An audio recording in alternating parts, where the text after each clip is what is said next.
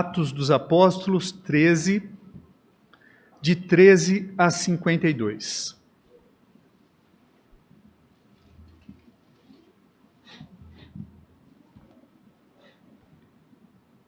E navegando de Pafos, Paulo e seus companheiros dirigiram-se a Perge da Panfilha. João, porém, apartando-se deles, voltou para Jerusalém. Mas eles, atravessando de Perge para Antioquia da Psídia, indo num sábado na sinagoga, assentaram-se.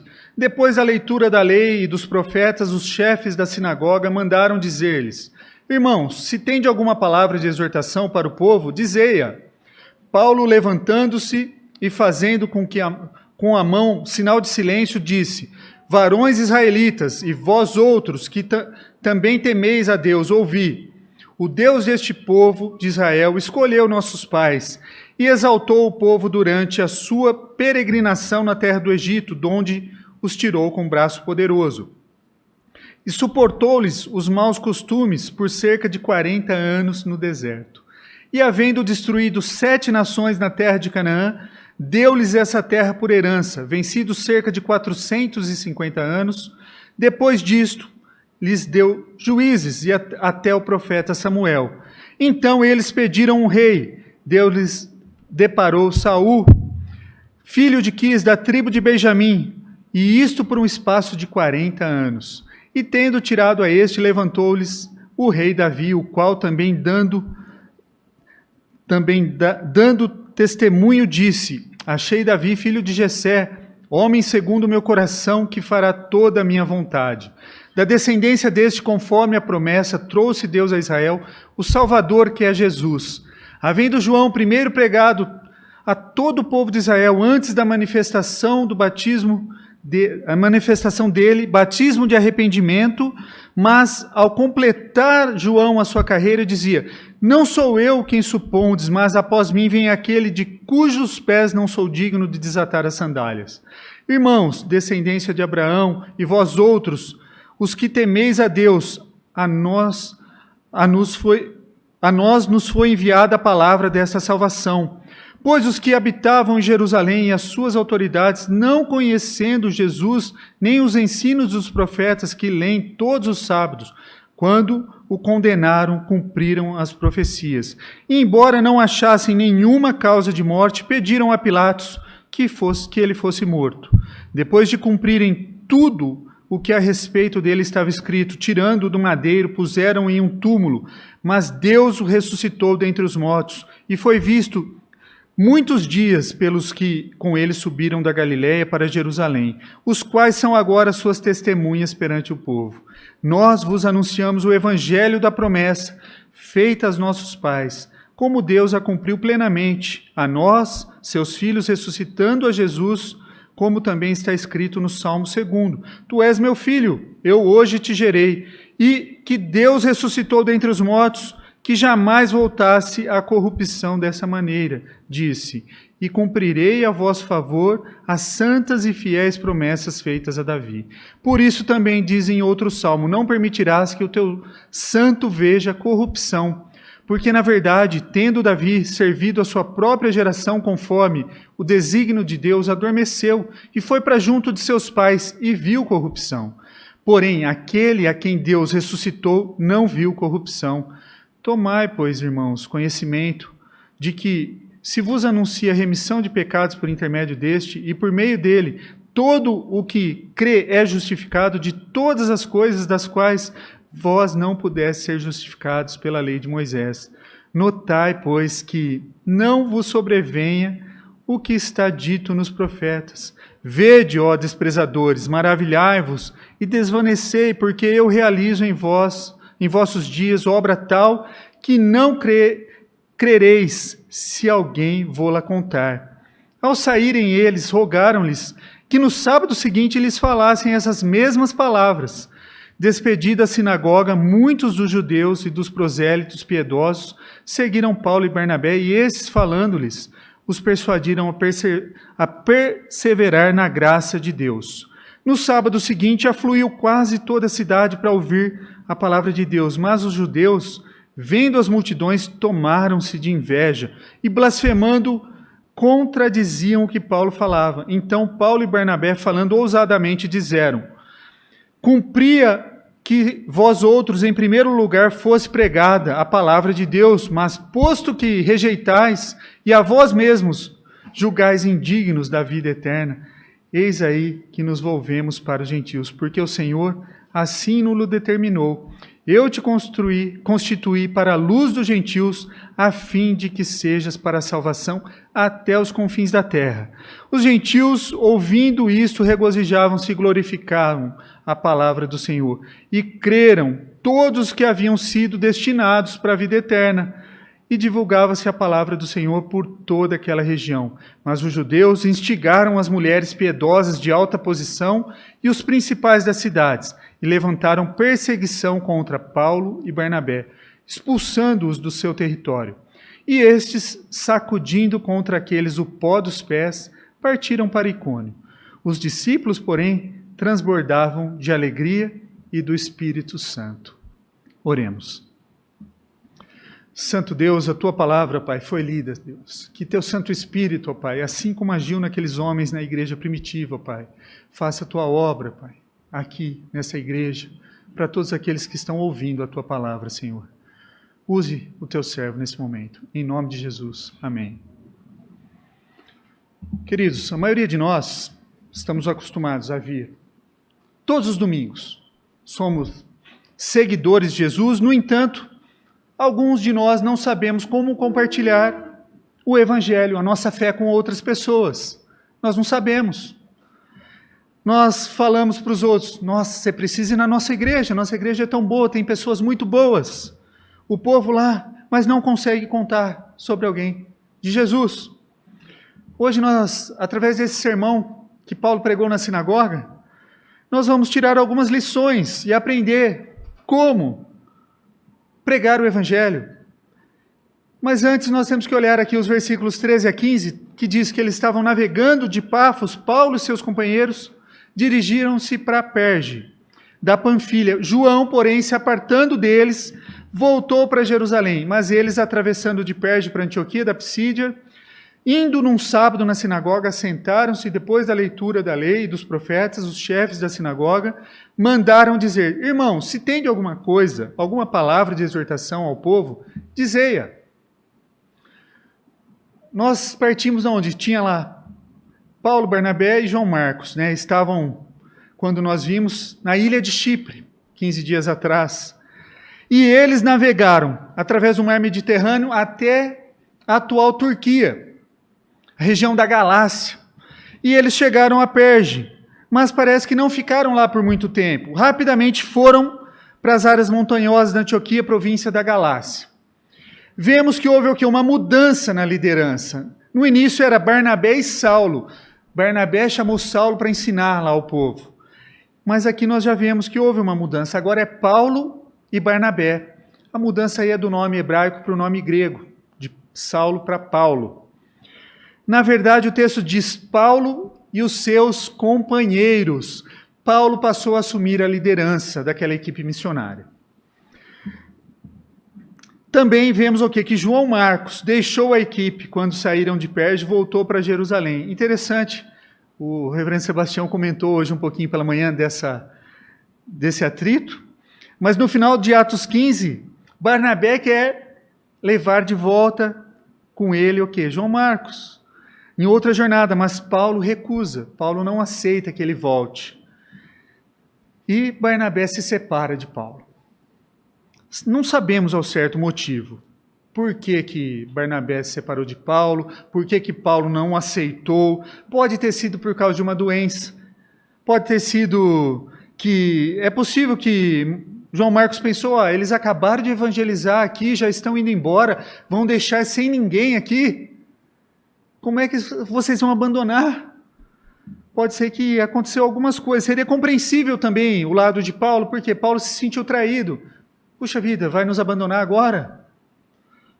Isso mostra o quê? Que as coisas nem sempre correm, nem sempre andam, caminham do jeito que nós gostaríamos. Nem sempre vai ser do jeito que nós gostaríamos. Por quê? Personalidades e opiniões diferentes vão se chocar. No entanto, mesmo quando há problemas, a responsabilidade, qual é? Continuar pregando o Evangelho. Nós devemos continuar pregando o Evangelho. Então, quando Paulo e Barnabé chegaram em Antioquia, eles fizeram como de costume. Eles foram para onde? Para a sinagoga. Porque a sinagoga já tinha o povo que era temente a Deus. Então, quando foi solicitado para Paulo, ele ficou de pé e contou as relações de Deus com o povo de Israel. Ele mostrou ali que ele conhecia a história de Israel. Ele contou e descreveu a história com maestria, contando detalhes desde Abraão, passando por Moisés, pelos juízes, profeta Samuel, chegando, mostrando. E construiu o quê? Ele contextualizou, ele falou, gente, eu sei com quem eu estou falando, eu sou desse povo também. Ele construiu uma ponte. Muitas vezes nós queremos pregar o Evangelho para uma pessoa e nós não sabemos, a pessoa não quer nem ouvir-nos. Ela não está disposta nem a ouvir a nós. E você quer falar do Evangelho? Dificilmente você vai conseguir falar.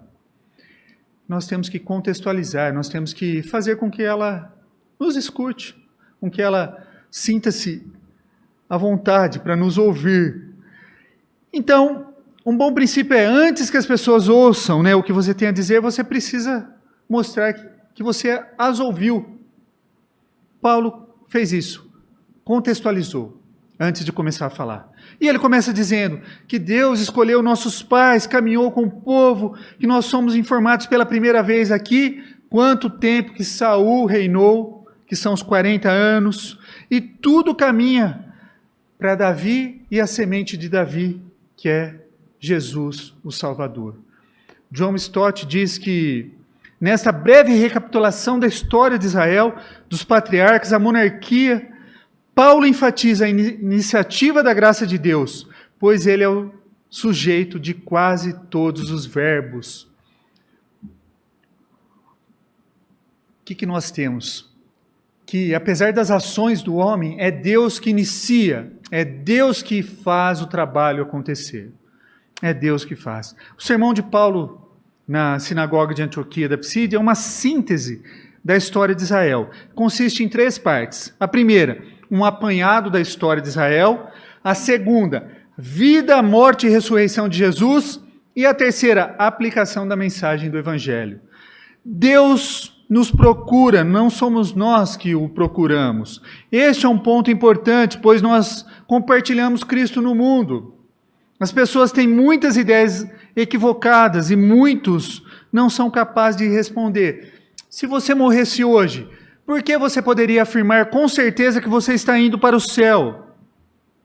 Tem gente que não sabe responder isso.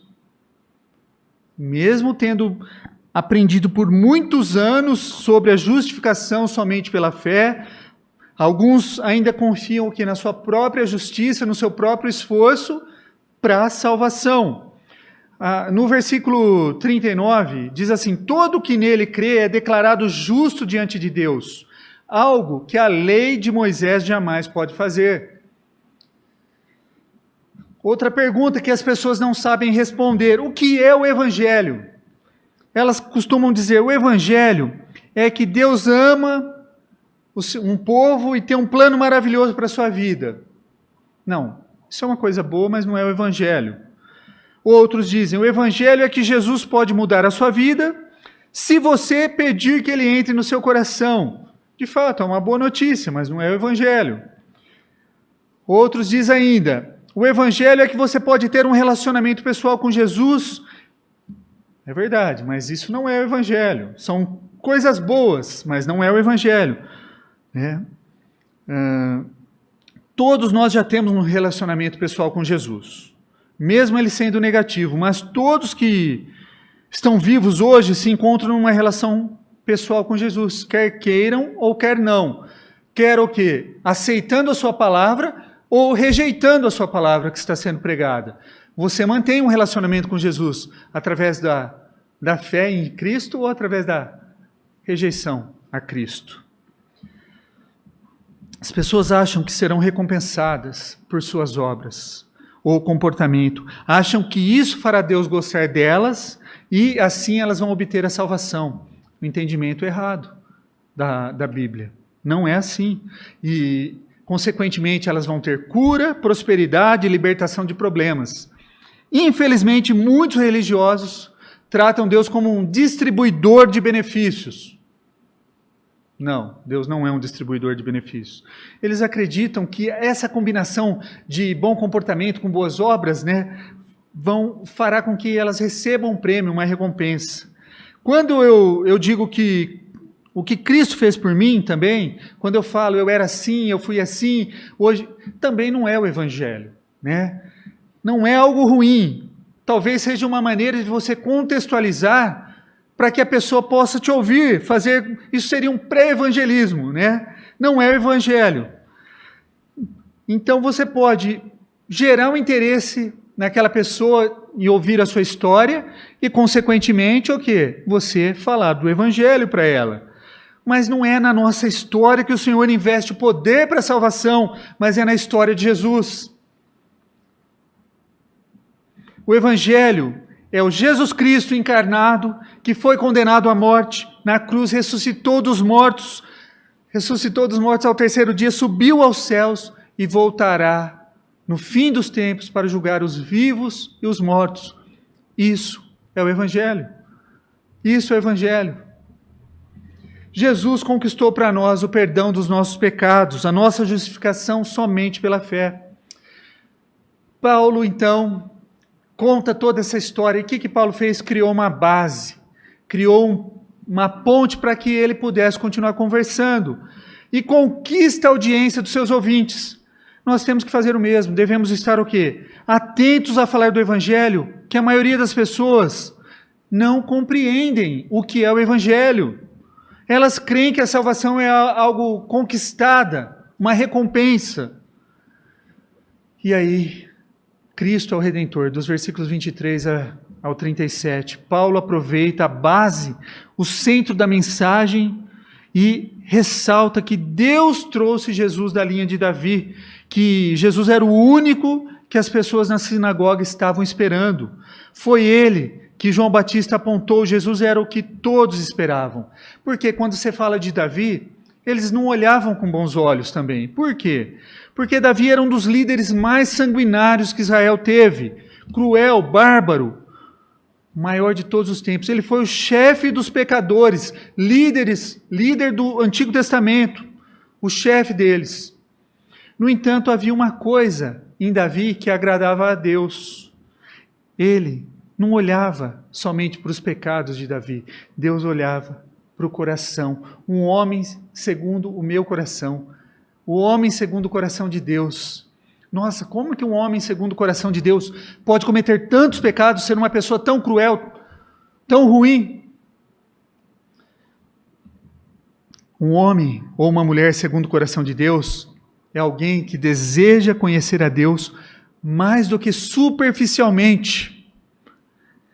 Trata-se de uma pessoa que ama fazer a vontade de Deus, alguém que tem um relacionamento genuíno com Deus. Um homem, uma mulher segundo o coração de Deus, é alguém que deseja conhecer a Deus mais do que apenas superficialmente. E é assim que nós precisamos apresentar o Evangelho também. Devemos começar o quê? Ajudando as pessoas a ver que Jesus é o único que eles têm procurado por toda a sua vida. Por quê? As pessoas estão procurando propósito para a vida, significado. E diante disso, elas vão se afundar no alcoolismo, nos entorpecentes. Ou elas precisam preencher o vazio desse significado com alguma coisa para que a vida tenha sentido. Nós precisamos alcançar essas pessoas, mostrando que o que eles precisam é Jesus. O que eles precisam, o que eles estão procurando é Jesus. Nós precisamos mostrar para essas pessoas. Nós gostaríamos o quê? De um novo começo, mostrar que Cristo pode dar um novo começo. Eliminar aquela dor do passado que vem nos assombrando. Jesus pode fazer isso. Queremos ser perdoados, gostaríamos de ser conhecidos, saber que alguém que nos conhece como nós somos, com todos os nossos defeitos, ainda assim nos ama. Porque nós queremos ser amados. Jesus faz isso por nós, Deus fez isso por nós, enviando a Cristo. No versículo 32 tem um termo interessante, quando ele usa o Salmo 2, o termo gerado, né, ele é usado de uma maneira metafórica, e a maioria dos estudiosos da Bíblia, no livro de Atos especificamente, quando Paulo cita o Salmo 2, ele não falava sobre o momento em que Jesus foi gerado aqui, mas o ato de gerar descrito nesse salmo cumpriu-se onde? Na ressurreição, onde num sentido gerar tornou-se o quê? Sinônimo de exaltação. E ele cita também o Salmo 34, fala que Jesus não viu a corrupção, Jesus não sofreu dano nenhum, o seu corpo foi preservado. Quando nós vemos que Davi sofreu a corrupção, ele foi enterrado com seus pais. Jesus não sofreu a corrupção. Queridos, esse vazio, essa busca que vocês estão procurando, o significado para a vida que você está procurando, seja no álcool, seja no vício, seja naquilo que você está colocando para ocupar, para preencher o vazio, para que a sua vida tenha sentido, Jesus fez por nós. Cristo, Jesus, já fez isso por nós. Ele vai ser o único capaz de preencher todo o seu vazio, senão a sua busca vai ser incessante, nunca terá fim, nunca será suficiente, você sempre vai estar pedindo mais, sempre vai precisar de mais. Como que Jesus faz isso? Ele faz isso pela sua morte. A morte dele não foi um acidente. Quando os líderes judeus os condenaram, eles estavam cumprindo o grande plano de Deus. Jesus morreu de bom grado, propositalmente. A Bíblia nos diz que o salário do pecado é a morte. Jesus pagou pelo pecado que nós cometemos. Claro que qualquer um pode dizer, podemos dizer que Mohamed morreu por nós, Buda, Joseph Smith, ou qualquer um desses líderes morreu por nós. Nós podemos até ser ousados e dizer, nós morremos pelo mundo. Por que acreditamos que a morte de Jesus foi diferente de qualquer outro líder? Por quê? Primeiro, nós acreditamos que Jesus era sem pecado, porque ele era Deus na forma humana. Portanto, ele não teve que morrer pelo seu próprio pecado. E ele era o único qualificado, o único apto, para quê? Para ser um Salvador. O único sem pecado, não existia outro. Segundo, ele não permaneceu morto, ele ressurgiu. E quando ele ressurgiu, ele nos trouxe esperança. Ele morreu como um pagamento. Ele ressuscitou provando que o pagamento foi suficiente para a nova vida concedida. Ele disse, em essência, eu sei o caminho para o céu, siga-me e eu vou te mostrar como chegar lá. Ele disse, eu sou o caminho, a verdade e a vida. Ninguém vem ao Pai senão por mim. Não existe vários caminhos. Jesus é o único caminho, ele é a verdade e ele é a vida. É uma mensagem que talvez hoje vai gerar, como aconteceu essa semana, discurso de ódio nas redes sociais, talvez seja bloqueada, vai ser impopular. Mas Paulo, escrevendo a Timóteo, ele disse, há um Deus e um mediador entre Deus e os homens, Cristo Jesus homem, que nos amou e deu a sua vida por todos os homens. Não há outro nome, não há, só o nome de Cristo. Não podemos ser salvos através das outras religiões, ou através das boas obras. Hoje, essa mensagem vai ser chamada de discurso de ódio, como eu disse, que nós somos o quê? Arrogantes, exclusivistas, mas não, nós não somos arrogantes, nós somos beneficiários de uma graça imerecida, uma graça que nós não merecíamos. Embora seja verdade que o cristianismo é o único caminho, a única maneira de salvação através de Cristo, não vejo isso como uma coisa ruim. Eu não sei quantos de vocês aqui já tiveram a oportunidade de andar em cavernas. eu tive o privilégio de visitar, né, um parque estadual do Alto do Ribeira, onde tem várias cavernas, inclusive tem uma caverna, a Caverna do Diabo, né, como é chamada, muito conhecida. E imagine você preso dentro de uma caverna, você vai andando, de repente você perdeu o caminho, e é fácil isso acontecer, tá? Não é difícil. E você começa a ficar o quê? Sem esperança, indefeso. Aí suponha que alguém apareça lá e faça uma abertura e diz para você, olha, vem por aqui que você vai ser salvo dessa caverna, você vai se livrar. Você acusaria aquela pessoa de ser arrogante, exclusivista? Você argumentaria com ela que deveria haver muitas outras maneiras de sair da caverna? Muitos outros caminhos? Provavelmente não, né? Provavelmente você sairia pelo caminho que ele mostrou para você, que foi oferecido, e ficaria grato pelo resto das suas vidas. E é isso que Jesus faz por nós. Deus, nós estávamos mortos pelos nossos pecados. E Deus providenciou a luz no fim do túnel. A luz, o que ela faz? A luz, ela revela o que está escuro. Ela revela a nossa podridão, o nosso pecado. E a salvação. O Senhor é a minha luz e a minha salvação. De quem terei medo? Cristo é essa luz que nos foi providenciado para que nós fôssemos salvos. Jesus deu a sua vida por todos os homens. A oferta da salvação não se restringe para apenas alguns. Qualquer um que crê pode ser salvo. Isso inclui o muçulmano, judeu, hindu, corintiano, o pagão. Há um caminho de salvação. E esse caminho é Jesus. Há um caminho da salvação.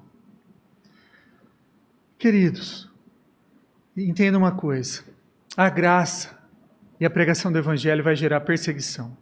Se Deus está nos alcançando através da morte e ressurreição de Cristo, a mensagem de Paulo na sinagoga, ela foi tão impactante que surtiu efeito imediatamente. Por quê? O primeiro deles é que os líderes da sinagoga pediram que Paulo voltasse na semana seguinte, no sábado seguinte, e repetisse aquelas palavras. Eles queriam saber mais. Eles queriam perseverar na graça de Deus.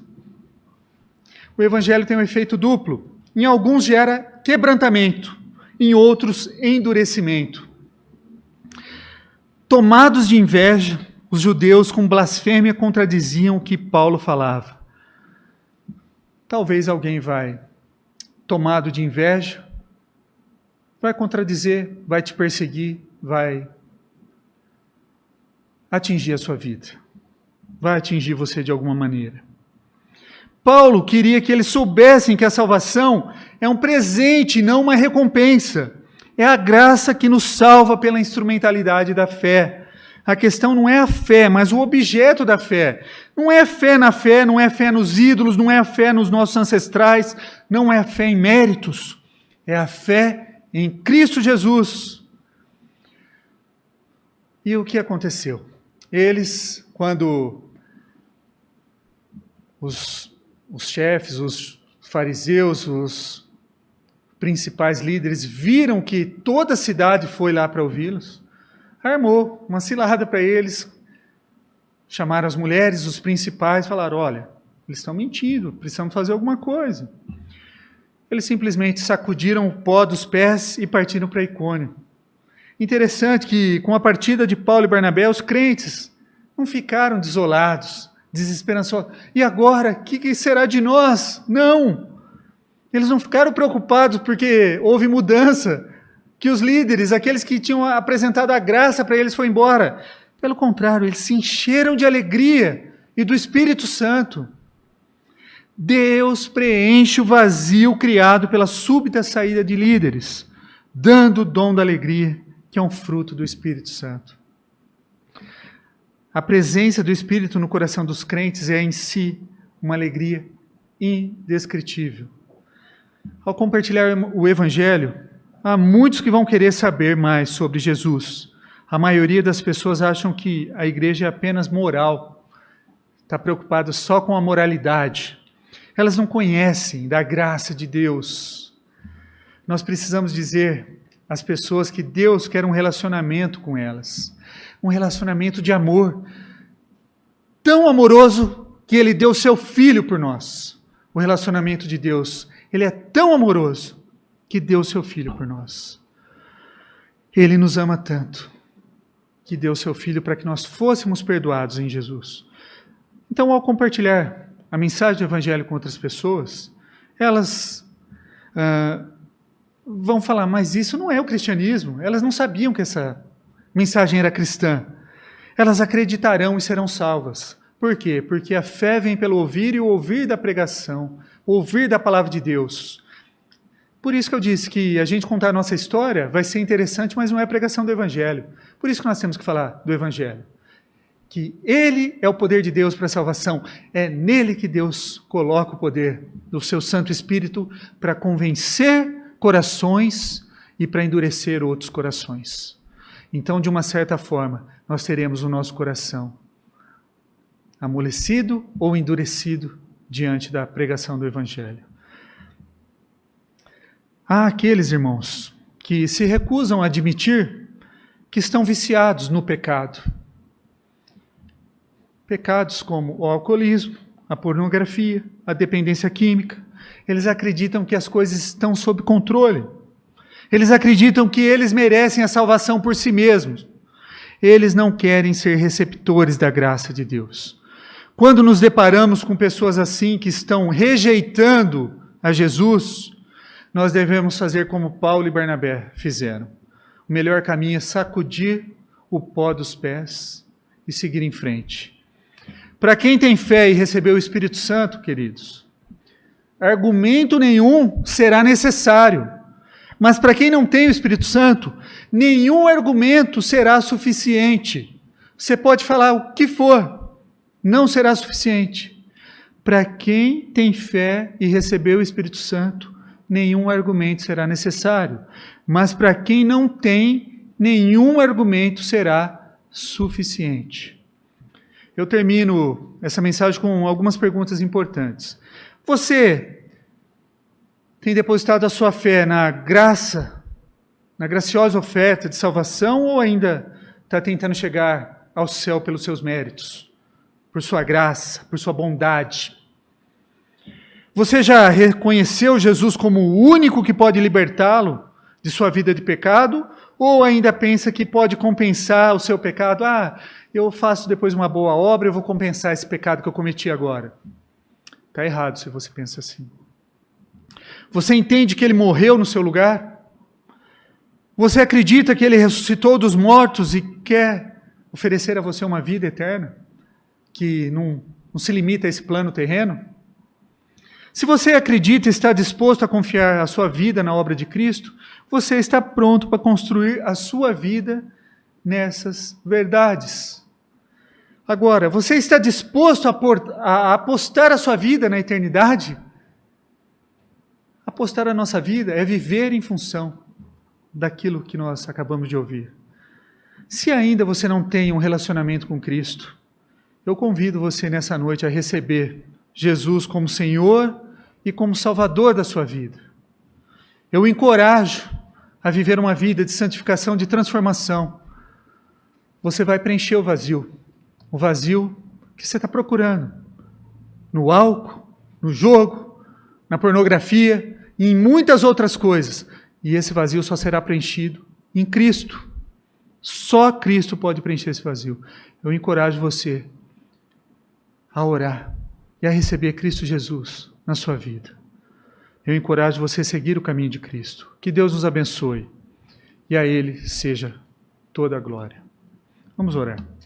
Senhor Deus, Pai do nosso Senhor Jesus Cristo, nós te louvamos, ó Pai, por Tua palavra, ó Deus, tão rica, que nos exorta, ó Pai, a compartilhar o Evangelho mesmo diante de adversidades, ó Pai, mesmo diante de opiniões contrárias, que nós sigamos, ó Pai, pregando o Teu Evangelho, ó Pai. Pai, nos dê intrepidez, ó Pai, nos dê coragem, sabedoria para estudarmos, ó Pai, para nos contextualizar, ó Pai, e saber como falar, ó Pai, àqueles que nos cercam no trabalho, na faculdade, aonde quer que sejamos, ó Deus. Nos capacite, ó Pai, nos habilite com o Teu Santo Espírito, ó Pai. Nos dê ousadia de pregar, ó Pai, a mensagem graciosa da salvação em Cristo Jesus. Sê com a Tua igreja, Senhor. Em nome de Cristo que nós oramos agradecidos. Amém, Senhor.